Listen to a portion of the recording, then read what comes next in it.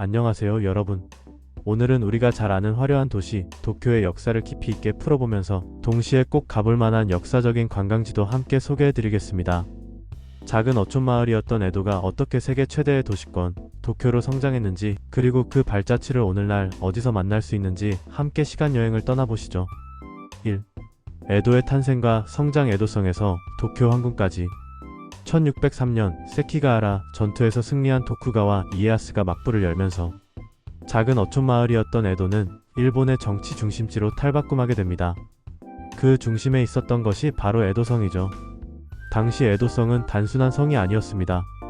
동심원 구조로 설계된 이 거대한 성곽 도시는 혼마루, 니노마루, 산노마루로 나뉘어져 있었고 각각의 구역마다 철저한 계급 체계가 적용되어 있었습니다.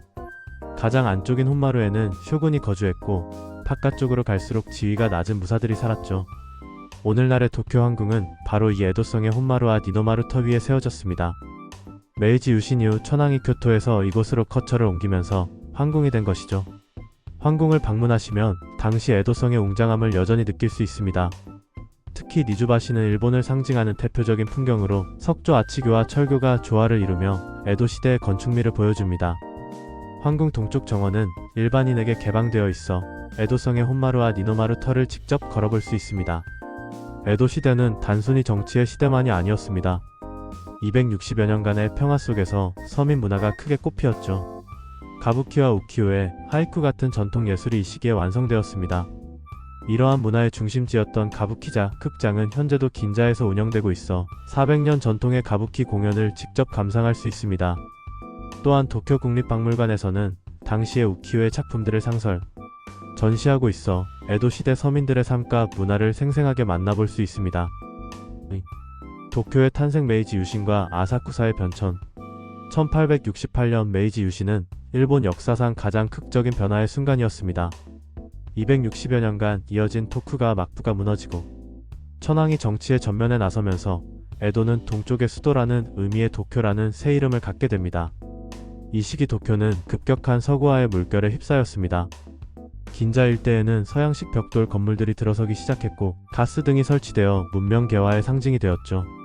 현재 긴자 사초메 교차점 근처에는 당시의 벽돌 건축물을 재현한 긴자 벽돌거리 유적이 보존되어 있어 메이지 시대 초기의 모습을 상상해 볼 수 있습니다. 하지만 서구화의 바람 속에서도 전통적인 일본의 모습은 굳건히 지켜졌습니다. 그 대표적인 장소가 바로 아사쿠사입니다. 센소지는 645년에 세워진 도쿄에서 가장 오래된 절로 1400년에 가까운 세월 동안 서민들의 신앙의 중심지 역할을 해왔습니다. 에도 시대에는 이곳이 단순한 종교시설을 넘어서 서민 문화와 오락의 중심지였습니다. 센소지로 향하는 나카미세 거리는 일본에서 가장 오래된 상점가 중 하나로 에도 시대부터 참배객들에게 기념품과 간식을 팔던 전통이 지금까지 이어지고 있습니다. 250m 길이의 이 거리에는 90여 개의 상점이 늘어서 있어 도라야키, 링교야키, 센베이 같은 전통 과자를 맛볼 수 있습니다. 센소지의 가미나리모는 아사쿠사의 상징입니다. 높이 3.9m, 지름 3.3m의 거대한 빨간 등롱은 942년에 처음 설치된 이래 여러 차례 재건되었으며 현재의 것은 1960년 파나소닉 창업자가 기증한 것입니다. 3. 실현의 시대. 관동대 지진과 전쟁의 상흔. 20세기 초 도쿄는 두 차례 큰 실현을 겪었습니다. 1923년 9월 1일 오전 11시 58분에 발생한 관동대 지진은 규모 7.9의 강진으로 도쿄와 요코하마를 폐허로 만들었습니다. 지진 자체보다도 이후에 발생한 대화재가 더 큰 피해를 입혔는데 전체 피해자의 90% 이상이 화재로 인한 것이었습니다. 당시의 참상을 기억할 수 있는 곳이 요코만 공원입니다. 관동대 지진 당시 38,000명의 시민들이 대피했던 육군 피복창터였는데 불바람이 휘몰아치면서 이곳에서만 36,000명이 희생되었습니다. 현재 이곳에는 진원비가 세워져 있어 당시의 참상을 기억하고 있습니다. 지진 후 도쿄는 놀라운 속도로 재건되었습니다. 제국 호텔의 라이트바는 프랭크 로이드 라이트가 설계한 건물로 관동대 지진을 견뎌낸 몇 안되는 서양식 건물 중 하나였습니다. 비록 현재는 메이지무라 박물관으로 이전되었지만 당시 도쿄의 근대화와 재건 의지를 보여주는 상징적인 건축물이었죠. 1945년 3월 10일 새벽 도쿄는 또 다른 창극을 겪었습니다. 도쿄 대공습으로 약 10만 명이 희생되고 도심의 절반이 잿더미가 되었습니다. 특히 스미다강 동쪽의 서민 거주 지역이 집중 타격을 받았죠. 이 시기의 상처를 기억할 수 있는 곳이 도쿄 대공습과 전쟁 피해자 위령비입니다. 요코한 공원 내에 위치한 이 비석은 관동대 지진과 도쿄 대공습 양쪽의 희생자들을 추모하고 있습니다. 또한 쇼와간에서는 전시 중 일반 시민들의 생활상과 공습의 참상을 전시하고 있어 전쟁의 실상을 생생하게 보여주고 있습니다. 4. 부흥과 도약. 1964년 올림픽과 고도 경제성장. 전후 폐허에서 도쿄는 놀라운 속도로 재건되었습니다. 1950년 한국전쟁 특수를 시작으로 1960년대에는 본격적인 고도 경제성장 시대가 열렸습니다. 그리고 1964년 도쿄올림픽은 일본의 부흥을 전 세계에 알린 역사적인 순간이었죠. 올림픽 준비를 위해 도쿄는 대대적인 인프라 정비에 나섰습니다. 가장 상징적인 것이 신칸센의 개통이었습니다.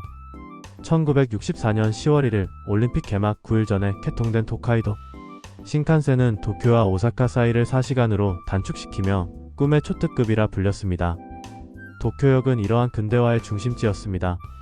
1914년에 개통된 붉은 벽돌 건물의 마루노우치 역사는 도쿄 대공습으로 돔 지붕이 파괴되었다가 1947년 팔각형 지붕으로 복구되었고 2012년에는 원래 모습대로 돔 지붕이 복원되었습니다. 현재 이 역사는 국가 중요문화재로 지정되어 있으며 도쿄의 관문 역할을 하고 있습니다.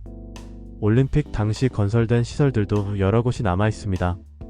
국립요요기 경기장은 건축가 단계 겐조가 설계한 걸작으로 현재도 각종 스포츠 경기와 콘서트 장소로 활용되고 있습니다. 특히 두 개의 아레나를 잇는 현수선 구조의 지붕은 당시로서는 혁신적인 건축 기법이었죠.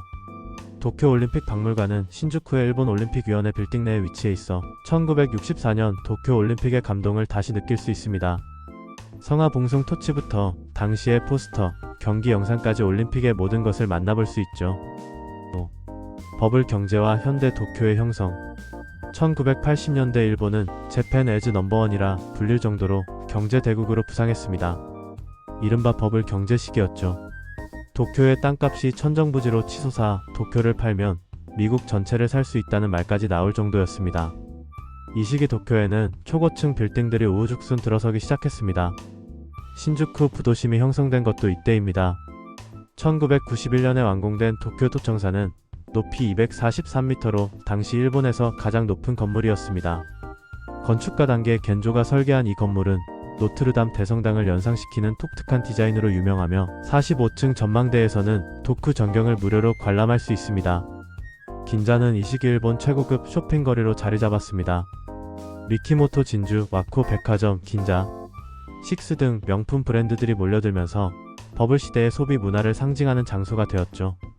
주말 오후에는 차량 통행을 금지하고 보행자, 천국으로 만드는 보행자, 천국 제도도 이 시기에 시작되었습니다. 롯본기도 이 시기 국제적인 엔터테인먼트 지구로 발전했습니다. 외국인들이 많이 거주하는 지역 특성상 서구적인 라이프 스타일이 가장 먼저 도입된 곳이기도 하죠. 현재 롯본기 힐스와 도쿄 미드타운은 2000년대에 건설되었지만 그 기초는 이 버블 시대에 마련되었습니다. 시부야는 젊은이들의 문화 중심지로 부상했습니다. 시부야 스크램블 교차로에서 수천 명이 동시에 횡단보도를 건너는 장면은 현대 도쿄의 상징이 되었습니다. 하루 평균 300만 명이 이용하는 시부야역 주변은 패션, 음악, 서브컬처의 발원지 역할을 하고 있죠. 6. 현대 도쿄의 실현과 회복. 동일본 대지진과 코로나19. 21세기 도쿄도 여러 차례 시련을 겪었습니다. 2011년 3월 11일 발생한 동일본 대지진은 규모 9.0의 초대형 지진으로 도쿄에서도 큰 흔들림이 감지되었습니다. 후쿠시마 원전 사고로 인한 전력난과 계획정전, 교통마비 상황에서도 시민들의 질서정연한 대처는 전 세계를 감동시켰죠. 이 시기의 경험은 방제관점 대소의 건설로 이어졌습니다. 도쿄 스카이트리 근처에 위치한 이 시설에서는 지진과 화재 등 각종 재해 상황을 체험하며 방제의식을 기를 수 있습니다. 2020년에는 코로나19 팬데믹으로 인해 도쿄 올림픽이 1년 연기되는 초유의 사태가 발생했습니다. 하지만 2021년 7월 도쿄는 세계 최초로 팬데믹 상황에서 올림픽을 개최하며 새로운 역사를 썼습니다. 신국립 경기장은 2020 도쿄 올림픽의 메인 스타디움으로 건설되었습니다. 건축가 구마 겐고가 설계한 이 경기장은 일본 전통 목조 건축의 미를 현대적으로 재해석한 작품으로 살아있는 나무의 그릇이라는 컨셉으로 지어졌습니다. 올림픽 이후에는 각종 스포츠 경기와 문화행사 장소로 활용되고 있습니다. 7. 오늘날의 도쿄 전통과 혁신이 공존하는 도시. 현재의 도쿄는 약 1,400만 명이 거주하는 세계 최대의 도시권입니다. 첨단 기술과 전통 문화가 공존하는 독특한 매력을 가진 도시로 매년 수많은 관광객들이 찾아오고 있죠. 도쿄 스카이트리는 2012년에 완공된 높이 634m의 전파탑으로 도쿄의 새로운 랜드마크가 되었습니다. 전통적인 일본 건축의 소리와 무신을 모티브로 한 디자인과 현대적인 기술이 조화를 이루고 있어 전망대에서는 관동평야 전체를 한눈에 조망할 수 있습니다. 전통 문화를 지키는 공간들도 여전히 활발하게 운영되고 있습니다. 우에노 공원 일대는 도쿄 국립박물관, 국립서양미술관, 국립과학박물관 등이 모여있는 문화 중심지입니다. 특히 봄철 벚꽃 시즌에는 하나미를 즐기는 사람들로 가득 차며 에도 시대부터 이어진 꽃구경 문화를 체험할 수 있습니다. 스키지 시장이 도요스 시장으로 이전한 후 옛 스키지 장외시장은 여전히 도쿄의 주방 역할을 하고 있습니다. 새벽 참치 경매로 유명했던 이곳에서는 지금도 신선한 해산물과 전통 일식을 맛볼 수 있어 도쿄의 먹거리 문화를 경험하기에 최적의 장소입니다. 하라주쿠는 젊은이들의 팝 문화와 스트리트 패션의 성지로 자리 잡고 있습니다. 다케시타 거리를 중심으로 한 이 지역은 세계 각국의 젊은이들이 찾는 문화 발신지 역할을 하고 있죠. 8. 도쿄 여행 코스 추천. 역사의 발자취를 따라 도쿄의 역사를 체험할 수 있는 완벽한 여행 코스를 소개해드리겠습니다. 1일차 에도의 중심을 걷다. 오전 도쿄 황궁과 니주바시에서 에도성의 흔적 탐방. 점심 긴자에서 전통 일식 체험. 오후 가부키자에서 전통 공연 관람. 저녁 도쿄역 마루노우치 야경 감상. 2일차 서민 문화의 현장. 오전 아사쿠사 센소지와 나카미세거리 탐방. 점심 전통 덴푸라 맛집 방문. 오후에는 공원과 도쿄 국립박물관. 저녁 스키지 장외시장에서 해산물 저녁 식사. 3일차 근현대 도쿄의 변천사. 오전 신주쿠 도청사 전망대와 부도심 탐방. 점심 시부야에서 젊은이 문화체험. 오후 도쿄 스카이트리에서 도시 전망 감상. 저녁 로폰기에서 국제적인 밤 문화 경험. 9. 마무리 시간이 만든 도시 도쿄. 400년이 넘는 세월 동안 도쿄는 끊임없이 변화해 왔습니다. 작은 어촌 에도에서 시작해 정치의 중심지가 되고 근대화의 물결을 타고 서구 문물을 받아들였으며 전쟁과 자연재해의 시련을 겪으면서도 더욱 강인한 도시로 거듭났습니다.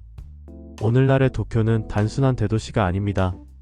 에도성의 해자에서 흘러나온 물이 지금도 황궁의 정원을 적시고 있고 400년 전 가부키 무대에서 울려 퍼진 소리가 지금도 가부키자에서 계속되고 있으며 메이지 시대의 벽돌 건물과 21세기의 초고층 빌딩이 같은 거리에서 조화를 이루고 있습니다.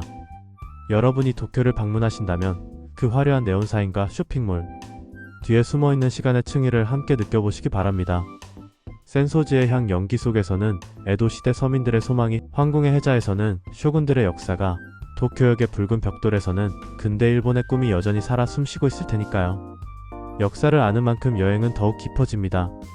도쿄라는 거대한 도시 전체가 하나의 살아있는 박물관이라는 사실을 여러분의 발걸음으로 직접 확인해 보시기 바랍니다. 오늘은 도쿄의 역사와 역사적인 관광지를 함께 살펴봤습니다.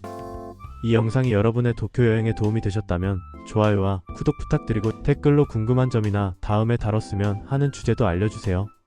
다음 시간에는 또 다른 매력적인 도시의 이야기로 찾아뵙겠습니다. 감사합니다.